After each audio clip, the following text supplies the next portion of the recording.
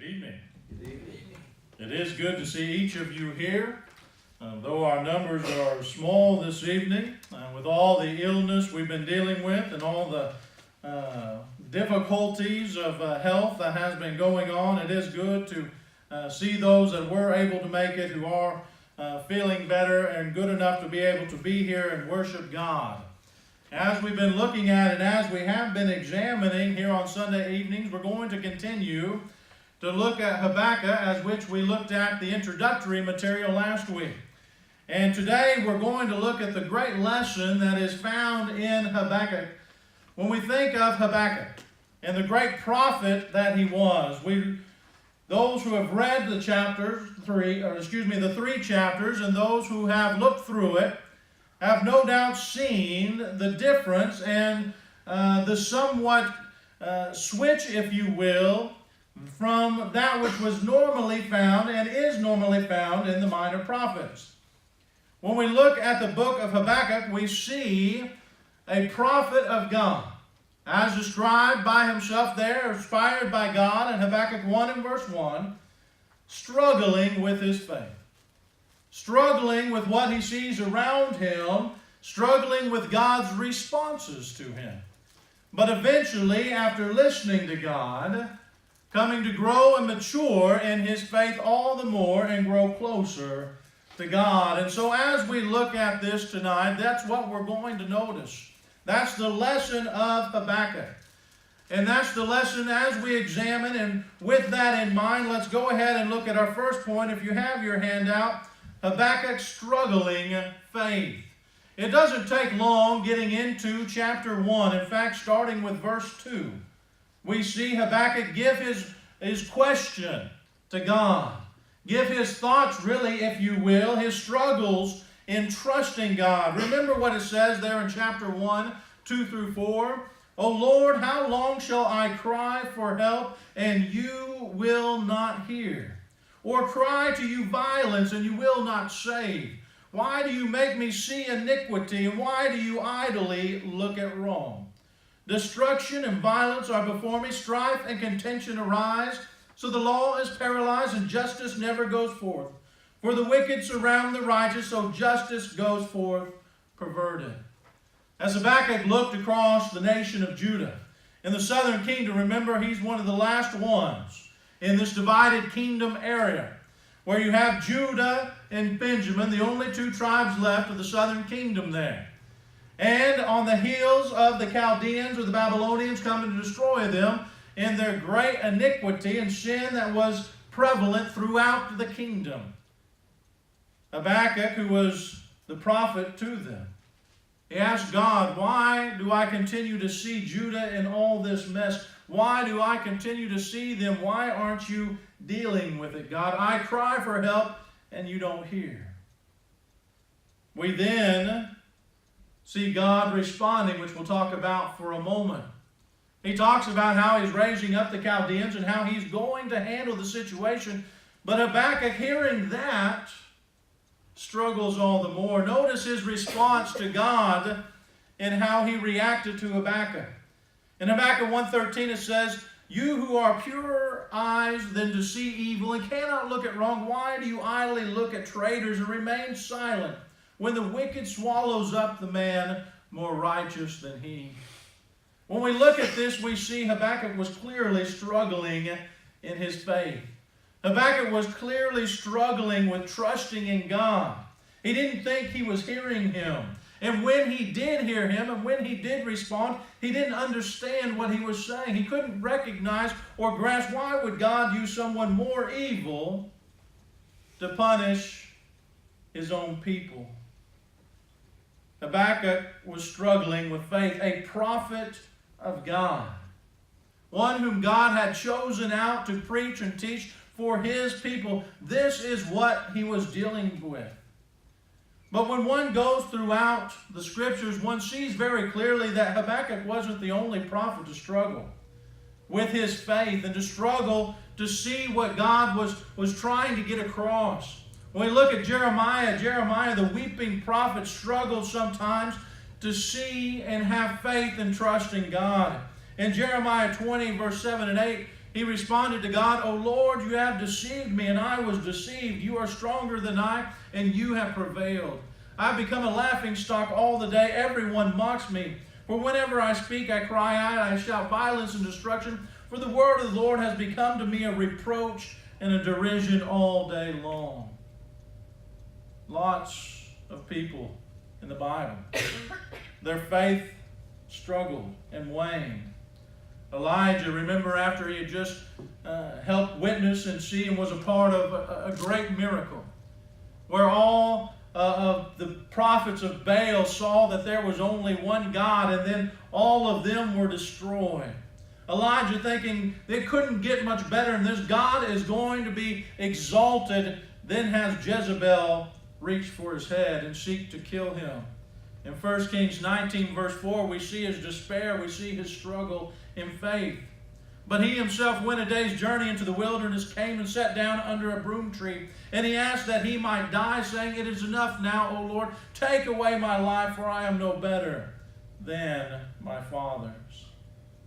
Throughout the scriptures, we see there were those who struggled like Habakkuk, whose faith waned, and whose faith and struggle and desire to know what's going on, desire to know the things of life, desire to know what it means to walk hand in hand with God fully and completely, they waned a little bit. Even the great John the Baptist seems to have struggled a little bit. Having met Jesus himself, recognized several times that he was the Messiah. Remember in Luke 7 verse 20, as he sent his men, and when the men had come to him, they said, "John the Baptist has sent us to you, saying, are you the one who is to come, or shall we look for another?"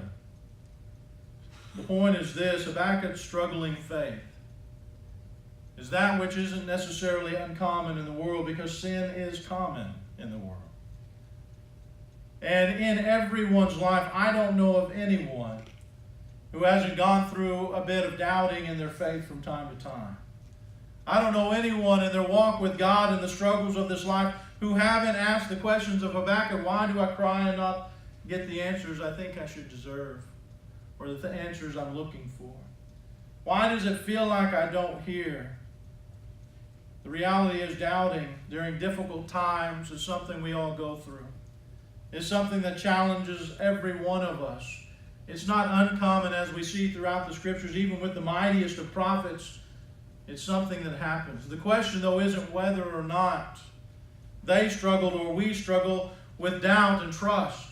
The question is how we go about correcting that. How do we respond to those types of situations? How did Habakkuk struggle with faith? How did he get through this? Well, what's interesting when you look at this great book, and the reason it's in here, or one of the reasons anyway it's in here, is that it gives us the answer of how to overcome that struggling faith in God's perfect response. Each time Habakkuk struggled with his faith and cried out to God, God responded. When he cried out about the Jews and the struggle in the southern kingdom and the wickedness and iniquity, the lawlessness he saw all about, God heard him. He heard his cry and his struggle with Judah, and he responded. In Habakkuk 1 and verse 6, we see him say, "For behold, I'm raising up the Chaldeans, that bitter and hasty nation, who march through the breadth of the earth to seize dwellings not their own." He responded to what Habakkuk was asking for. He responded to what he said. Unfortunately, Habakkuk didn't understand. He didn't recognize what was being said. In fact, Habakkuk, remember, as we saw, he cried out again against God's response here. He cried out again and asked for God to listen. God did listen, and he answers Habakkuk's cry again. He responds perfectly once again. In Habakkuk 2:16 about the Chaldeans, he says, listen, they won't get away with it. Notice this: you will have your fill of shame, talking of them instead of glory. Drink yourself and show your uncircumcision. The cup in the Lord's right hand will come around to you, and utter shame will come upon your glory. He's talking to the Chaldeans here. He's responding to Habakkuk's struggling faith. He's saying, listen, I hear what you're saying. I hear what's going on. I hear your cry. Let me answer. When we think of how God answers, it's not always in the way we think, is it? When we're struggling and we're hurting and we're asking God to respond to that pain, we're asking God to respond to that struggle in trust. that struggle in faith, the response is not always what we think, but one thing is for sure.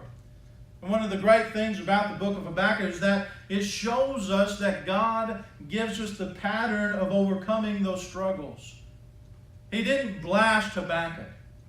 He didn't turn around and smite him, so to speak, verbally or physically. He responds to him, not only answering his questions, but teaching and training him to go from a struggling faith to a strong faith. The first thing we see and the first thing we notice is that over and over and over he says, listen to me, that being God. In Habakkuk 2 and verse 2, remember he says, the Lord answered me. Habakkuk realized that. Write the vision, make it plain on tablets so he may run who reads it. One who's struggling in their faith and trusting God has to begin with listening to God, has to begin by going to His Word and listening to Him. He created us, and He is perfect at helping us. His Word now being complete is that which we can go to, that which we can look at, that which we can see, and can help us in our days of trouble.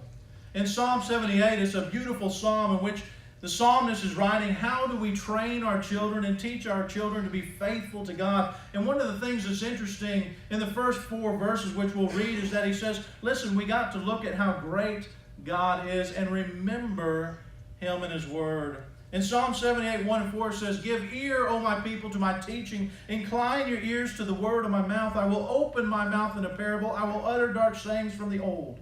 Things that we have heard and known that our fathers have told us.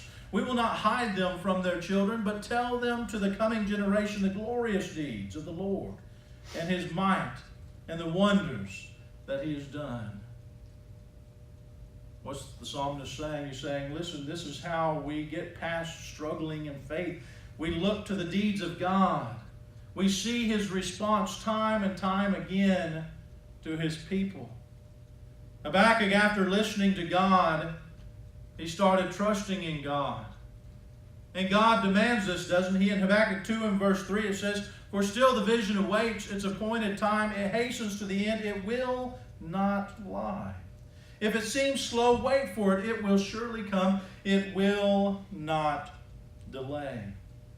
God says, not only do I need you to listen to me, to gain this and to get through a struggling, difficult time, to get through a faith that is being challenged, a faith that is being worked upon by Satan. God says, not only listen to me, but trust me. I won't lie to you. Even though it seems slow, my answer, even though what you're wanting to hear might not come as fast as you want, it surely will come. I won't delay. I'm reminded what the Hebrew writer in Hebrews 10:23 said, let us hold fast the confession of our hope without wavering. Notice, for this reason, He who promised is faithful. How do we help ourselves in a struggling faith? When things seem difficult, when things seem dark, how did Habakkuk overcome those and become more mature and stronger? God gives him the answer. God says, first listen to me, then trust in me, and then He says something interesting. Then he shows something that is found throughout the Scriptures to those who are struggling and ask to have an audience with God. Having listened and put trust in God, God then says, be careful how you speak to me. Understand who I am. In Habakkuk 2 and verse 20, notice what he says, but the Lord is in His holy temple. Let all the earth keep silence before Him. There's nothing wrong, and God does not mind us as people struggling in our faith, going to God like Job did, like Jeremiah did, like Habakkuk did. He doesn't mind that as long as we understand who we are in comparison to Him. He is deity. He is God. He is Creator. The great Solomon in Ecclesiastes 5 and verse 20 said, be not rash with your mouth, nor let your heart be hasty to utter a word before God, for God is in heaven and you are on earth. Therefore let your words be few. What's the point? God says, listen, to overcome your struggling faith, to overcome this that you're dealing with, not only listen to me, trust me, and then understand that I am God. God understands we all struggle. He understood Habakkuk's struggle. He understood Jeremiah's struggle. He understood Elijah's struggle. He understands that this life is sinful, difficult, and hard, and He is gracious and merciful towards us. Whether it's Habakkuk, whether it's Jeremiah, whether it's John, or any other one who struggled in faith throughout time. Whether it's me, whether it's Lois, whether it's someone else. God understands that. And His response never changes. His relationship never wavers. We cannot keep in a state of struggle and be pleasing to God. God's response is always the same. Come back to me. Grow closer to me. And when we look at Habakkuk, this is exactly what he did, isn't it? After hearing God's response, His perfect response, Habakkuk matured there in Habakkuk chapter 3. We see Habakkuk's response is completely different from what it was before. The great prophet learned from God and matured in his faith, in his trust in God. In his prayer there in chapter 3, we are witnesses to this change firsthand. He listens to God. In Habakkuk 3 and verse 2, notice the language, O Lord, I have heard the report of you and your work, O Lord, do I fear. Habakkuk listened to God, and it helped him mature. He not only listened to God, but he learned this place as well, or he learned his place as well. He learned that he must listen and trust in God no matter what goes on. In Habakkuk 3:17 and 18, though the fig tree should not blossom, nor fruit be on the vines, the produce of the olive fail, and the fields yield no food, the flock be cut off from the fold, and there be no herd in the stalls, yet I will rejoice in the Lord, I will take joy in the God of my salvation. Habakkuk not only listened to God and trusted in God, but he grew closer to God. He learned his place and the place where strength comes from, which is why he ends there in Habakkuk 3:19, God, the Lord, is my strength. He makes my feet like the deer's. He makes me tread on my high places. When we think of Habakkuk and his maturity, when we think of his maturation from struggling in faith, struggling to trust in God, to having strength in the Lord, to saying no matter what happens, I'll rejoice. What a powerful lesson for all of us. What a powerful lesson for everyone who deals with the difficulties, strifes, and struggles of life. God doesn't want to see us struggle. He does not want to have and see us with broken hearts or a crushed spirit. But when those things happen, when those situations arise, as we learn in Habakkuk, He will be there with us. Reminded of the psalmist in Psalm 34:18, the Lord is near to the brokenhearted and saves the crushed in spirit. That's why, if we're willing, God will patiently guide us through these difficult times. He'll patiently guide us through hard struggles. He'll patiently guide us through His Word, even when our faith is weakened and our trust is waning. If, though, we are willing. If we, like Habakkuk, are willing to listen, to trust, and then learn from it. Maybe it is the case this evening. There's someone here struggling with their decisions in life, their marks of missing. The iniquity of sin is devastating. The realities of life are challenging, and if we're not careful, we can be swept away. Even the most righteous can struggle. If there's someone here struggling with their faith, if there's someone here struggling with sin, let us help you. Let us go to God's Word and let us put our arms around you and let us, as your family, bear that burden with you and strengthen you and encourage you. Maybe there's someone here who's just simply struggling. They're struggling with the challenges of life. Sometimes life seems to be above our heads, like we're trying to tread water with a 20-pound brick. If that's the case as well, once again, God created this family to be just that, a family. To be a shoulder to cry upon and a hug to strengthen.